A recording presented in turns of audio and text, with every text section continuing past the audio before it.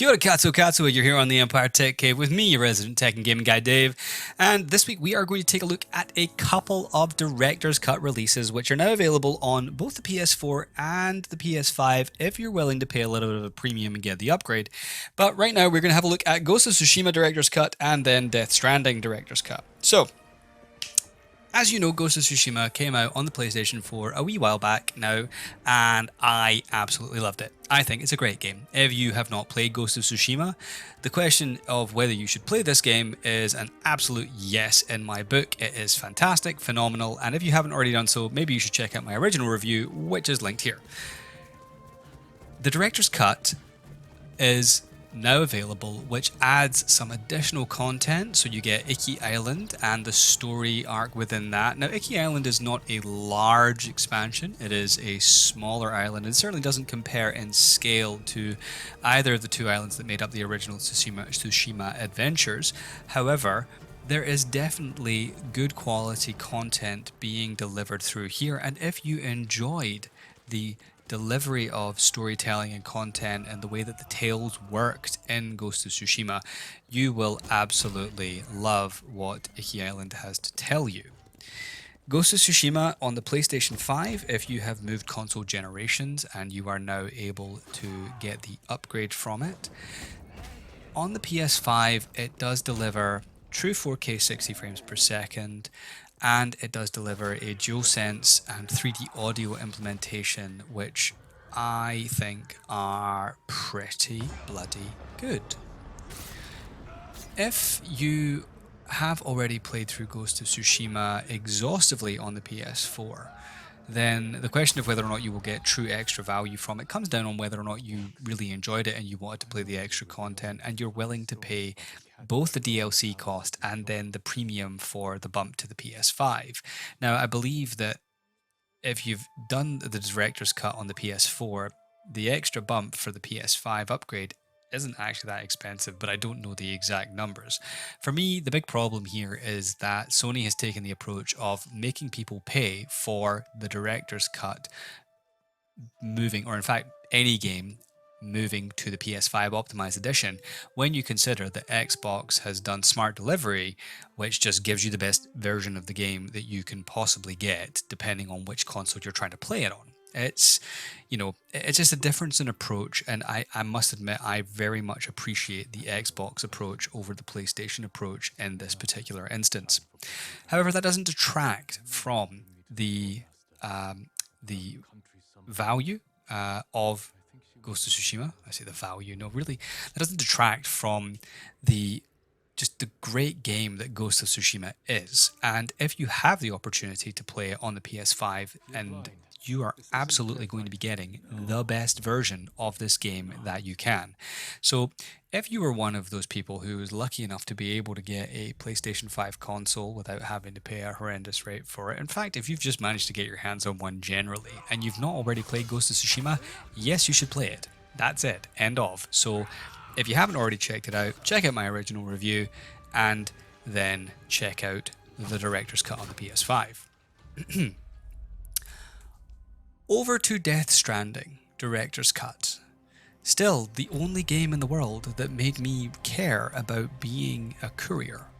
An unusual game, a very unique game, a game that I would say has perhaps benefited more from the extra power of the PlayStation 5 and its general visual delivery and overall sort of gameplay approach.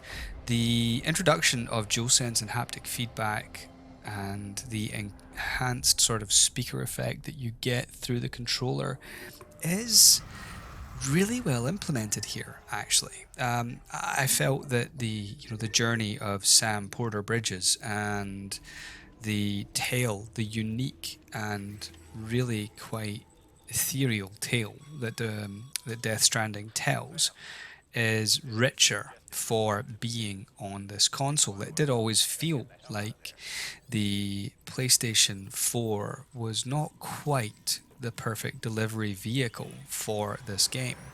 But the PS5 has absolutely stepped up to the task, in my opinion. And likewise, if you have not already played Death Stranding, and you have a PlayStation 5, the question of whether or not you should play this game is, utterly immaterial. You should absolutely play this game. And of course, it's easy to say that when, like me, you love this game because I think it's brilliant. But I mean, again, it's not going to be for everyone, but I've never experienced a game that made me care about hoiking a bunch of packages across a desolately beautiful landscape inhabited by scary ghost-like apparitions and being more concerned about whether or not I was going to get there in one piece and on time, and make sure that my packages weren't damaged. Woe betide unhappy customers. But it managed to do that. How does somebody do that? Perhaps a question for a different day. Here, I'm going to say that, to me, the director's cut here, even though, again, I disagree with the principle of paying extra for content being able to move between generations of console, the upgrade cost is quite a lot cheaper here overall, because I guess it doesn't include a bunch of extra downloadable content. There are no new game areas to explore. There are new missions, and there is definitely some cool little extras to find yourself in there. And if you are transferring from the PlayStation 4 to the PlayStation 5, there is quite a process to go through there. It's not quite so straightforward as just transferring your save game between consoles.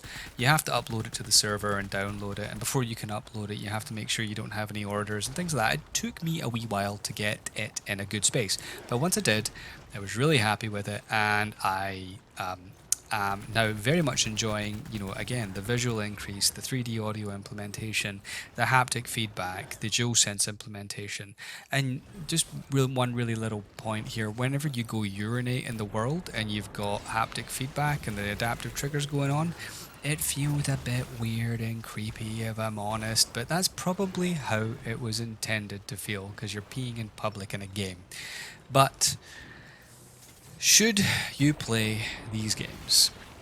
If you have not played either of these games, then yes, you absolutely should play these games. They are fantastic games. They represent some of the greatest achievements of the PlayStation 4 generation, and seeing them polished up and made fit for the PS5 is awesome to see. And if you are new to either of these games, then you should already be on the PlayStation Store having a look at the price, or finding a disc copy, or however you want to get that on there. Now, I will say that the upgrade process is made less straightforward by merit of not using a system like Xbox's Smart Delivery. You have to be careful that you don't end up with both a PS4 and a PS5 copy of the game on your very limited SSD space on your PS5 console. But on the whole, once you've got it sussed and you're down to a single copy of the game in the way that you want it, there is a lot to like about these. If you've already completed these games, then there is not as much to like about them, because you've already experienced the major drivers that these games had to offer, and now it just becomes about optimization. But make no mistake, these games in 4K at 60 frames per second look amazing, play amazing, sound amazing, feel incredible. They are two of the best games that were released on the PS4 in the last couple of years, and seeing them come out this way on the PS5 really does just sort of make me go, this is where they were meant to be. But I struggle to recommend them if you've already played them, because to me, okay, so maybe Ghost of Tsushima a little bit more. There is more additional content there that does slightly justify the additional cost of transferring over. But really, when compared to the Xbox Smart Delivery platform, the idea that you have to pay to appreciate the game's implementation on the latest generation of console that you've already had to fight against the odds to acquire, given this particular market, I struggle with that a little bit, and that's just me. So there you have it. If you haven't played either of these games and you are lucky enough to find yourself with a PS5, yep, play them, have at it. Go out there, get them. They're awesome. The director's cuts are the best editions of these games that you can possibly find. If you played both of them on the PS4 and you played them through to the conclusion of them, then you're going to get less out of the upgrade process and it will cost you a bit. But it's up to you ultimately whether or not that is a valuable addition to your PS5 library. So there you have it. Thanks very much for checking out this video. If you liked it, give it a thumbs up. If you didn't, give it a thumbs down. Feel free to stay around, drop a comment on this video, hit that like button, hit that subscribe button, do the notifications thing. I don't even know how many different things there are to do on YouTube these days. It used to be so much simpler back in my day. But hang around on the channel. We got cars, we've got slices of life with Nick and his vlogs, we've got hunting with Kelvin and the Bush Bloke series. So, hang around, see what you can find. There's something for everyone. If this is, however, your last video with us here on the Empire for today, then I have been your resident tech and gaming guy, Dave, and I will see you